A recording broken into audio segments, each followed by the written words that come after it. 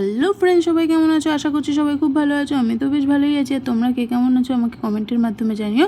তো আজকে ছিল ছুটির দিন, তাই আজকে আমরা একটু ঘুরু করতে বেরিয়ে গেছি। আর ছুটির দিন মানেই ঘুরতে যেতে ইচ্ছা করে, আর আমি ঘুরতে খুবই ভালোবাসি, সেই কারণেই আমি ঘুরতে যাই প্রত্যেকটা ছুটির দিনে। যাই হোক, ঘুরতে বেরিয়ে আমার খুব ফুচকা খেতে ইচ্ছা করছিল, তাই আমি একটু ফুচকার দোকানে চলে আসলাম।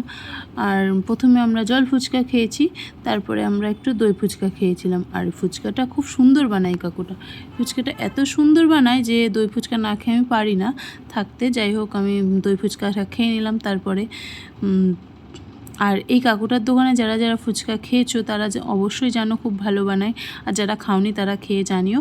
এই যে এটা হলো চাখড়ির ঠিক অপোজিটে এই কাকুটা বসে, একটা ব্যাগের দোকানের সামনে বসে। ফুচকাটা খুব ভালো ছিল। আর তারপরে আমরা এই ব্লগটা করতে পারিনি, একটু আইসক্রিম খেয়ে নিয়েছিলাম।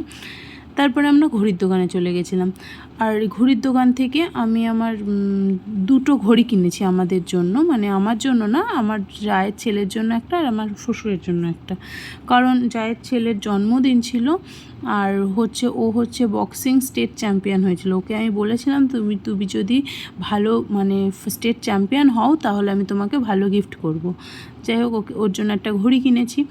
আর আমার শ্বশুরকে অনেক দিন ধরেই ভাবছিলাম কী দেবো, তাই একটা ঘড়ি দিয়েছি। দিয়ে ওখান থেকে বেরিয়ে পড়েছিলাম।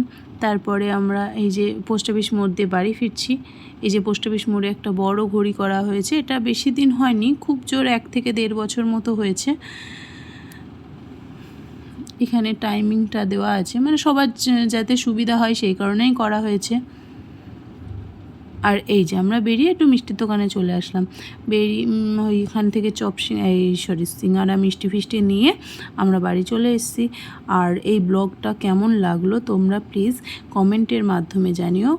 আর সবাই খুব ভালো থেকো, সুস্থ থেকো। গুড বাই সবাইকে, বাই।